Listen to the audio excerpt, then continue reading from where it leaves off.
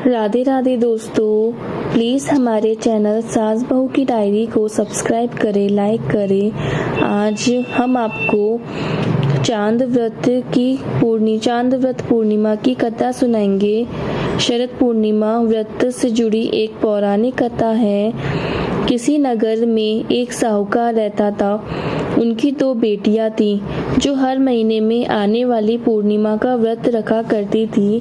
दरअसल इन दोनों बेटियों में से बड़ी बेटी पूर्णिमा का व्रत जो पूरे विधि विधान से करती थी, लेकिन छोटी बेटी व्रत के नियमों का सही ढंग से पालन नहीं करती थी। यह व्रत के नाम पर खाना पूर्ति करती थी।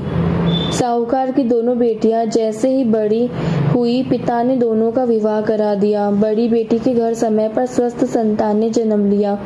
वहीं छोटी बेटी को संतान तो हुई, लेकिन उसकी संतान जन्म लेने के तुरंत बाद दम तोड़ दिया करती थी।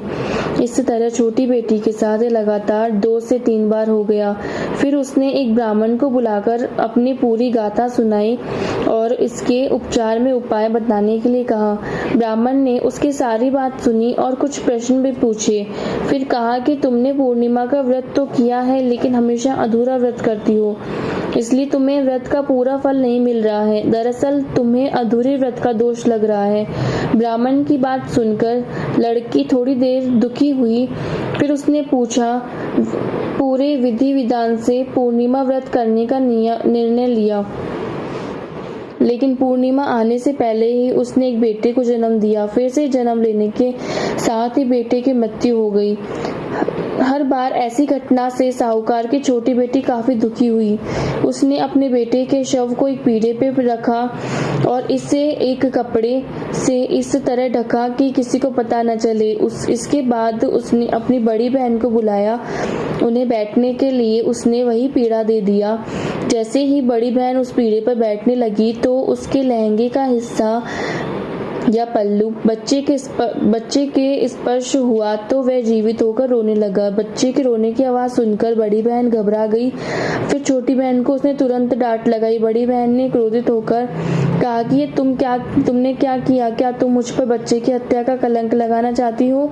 मेरे बैठने से अगर बच्चे की मृत्यु हो जाती तो बहन के गुस्से को नियंत्रित करते हुए छोटी बहन ने उत्तर दिया, यह बच्चा तो मरा हुआ ही था दीदी, तुम्हारे स्पर्श से ही तो यह पूर्ण जीवित हुआ है। हर पूर्णिमा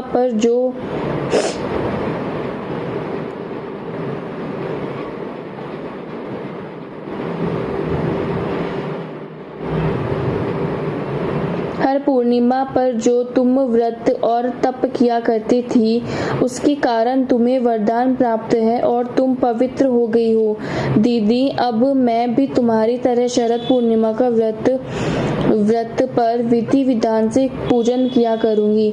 तभी से साहूकार की छोटी बेटी ने भी पूर्णिमा का व्रत नियम अनुसार करने लगी, जिसके बाद इस व्रत के महत्व और फल का प्रचार पूरे नगर में प्रसिद्ध हुआ।